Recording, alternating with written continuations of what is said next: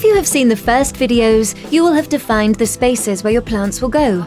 Now we're going to see different containers and materials so you can choose the most appropriate ones. Before we start, you should know that almost any plant can be grown in any container.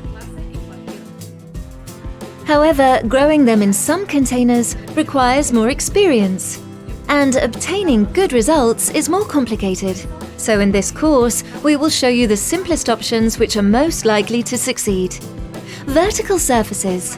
When the greatest exposure to the sun is on the walls and rails, the first option would be a vertical garden. Growing plants on shelves, up drain pipes, in pots attached to a wall or a rail is also considered a vertical garden. Another option for vertical gardens is these ones made of plastic. They are a good option if there is little exposure to the sun. But careful, if there is a big exposure at midday, these vertical gardens can retain the heat, and this could overheat the roots. Geotextile ones are easier to handle because that material breathes, drains very well, and keeps the temperature of the roots stable. The volume of substrate in these containers is very small, so they are only suitable for small plants such as herbs, strawberries, leafy salad, vegetables, or radishes, for example. Another possibility is hanging containers, i.e. baskets or pots suspended from the ceiling. The great advantage is that they can be placed in areas that are not used for other things, freeing up a lot of space.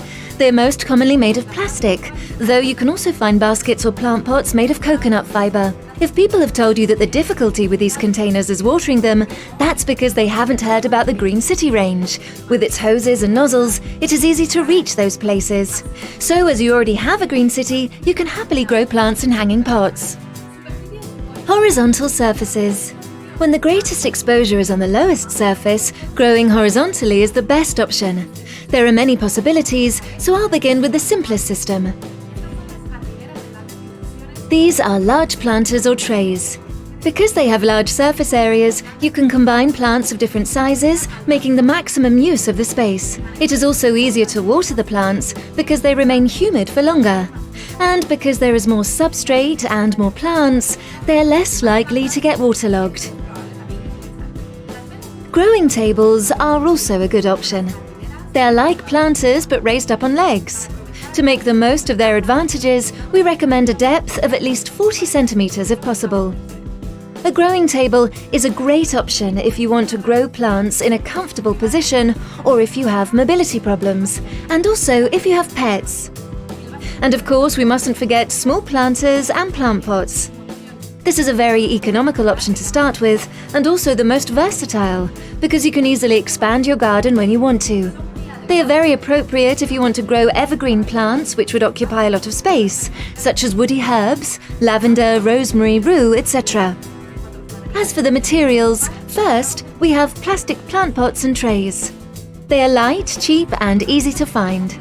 They retain water very well, but the roots suffer more because they are not breathable and they do not keep the temperature of the soil constant. In addition, they are less durable because in the sun they will eventually break.